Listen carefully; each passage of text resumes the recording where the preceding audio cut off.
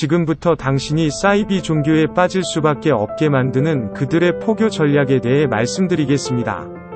물론 이 영상을 보고 계신 분들은 사이비 종교에 결코 빠지지 않을 정신력을 가진 분일 수도 있습니다. 하지만 당신의 주변은 어떤가요? 가족, 친구, 연인 등 모든 주변인들이 다 당신처럼 강인한 주관을 가지고 사이비 같은 곳에는 빠지지 않는다고 장담하실 수 있나요? 사이비의 전도 전략은 시대를 지나며 점점 체계적으로 진화해오고 있습니다. 그들은 때로는 인간적으로, 때로는 물질적으로 교묘하게 사람의 마음을 앗아갑니다. 힘들고 지쳐 외로운 사람들에게 따뜻한 정을 위장해 다가오는 그들을 뿌리치기는 생각보다 쉽지 않을 수 있습니다.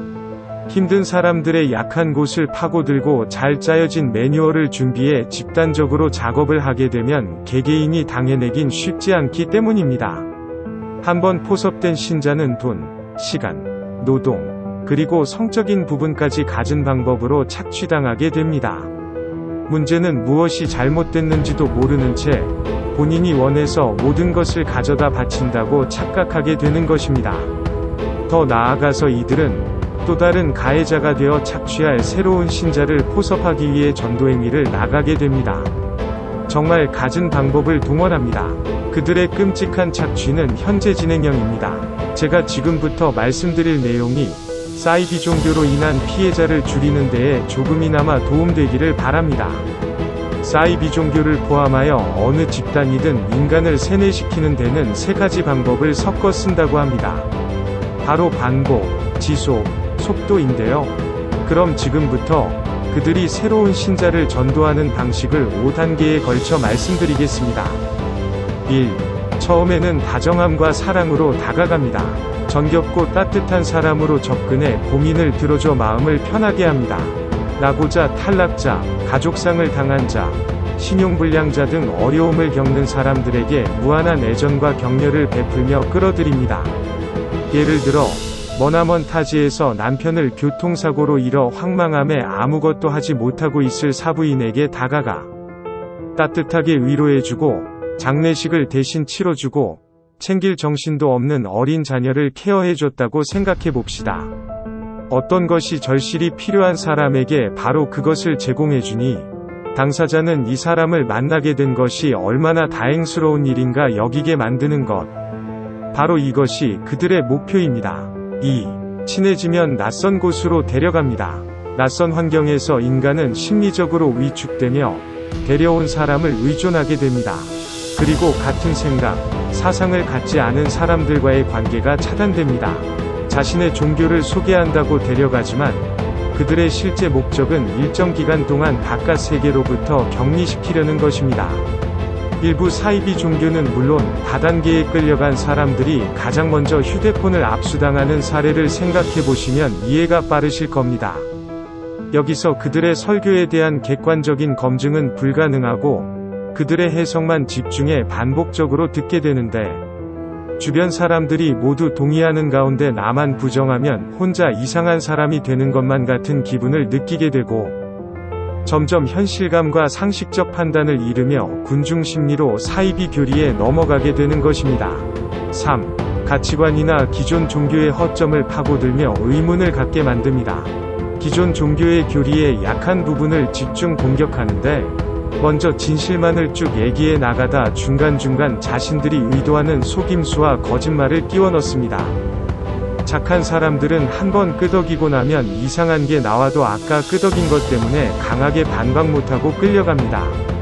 별것 아닌 사실을 늘어놓아 마음을 열고 믿기 시작하면 결정적 순간에 치명적인 거짓말과 속임수를 끼워 넣어 전체를 믿게 만드는 수법입니다.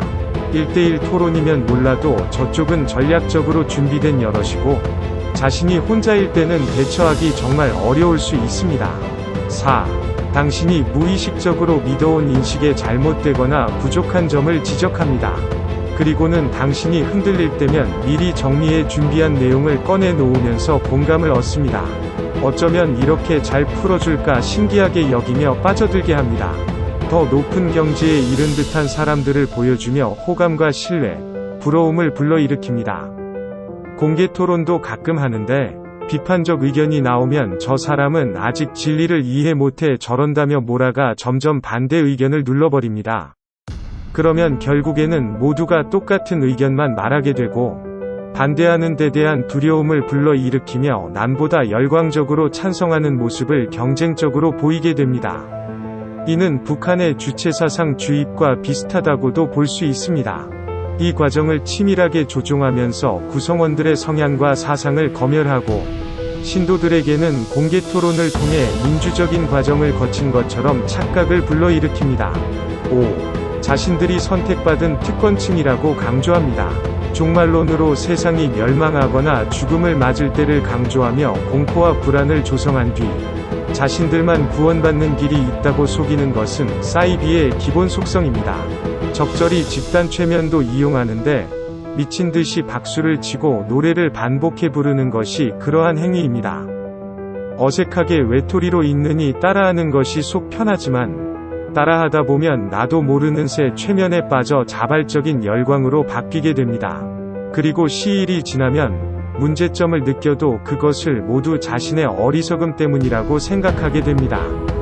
이처럼 본인의 진실된 의도와는 별개로 자신의 행동에 따라 감정이 변하게 되는 것을 심리학에서는 가역성의 법칙이라고 합니다.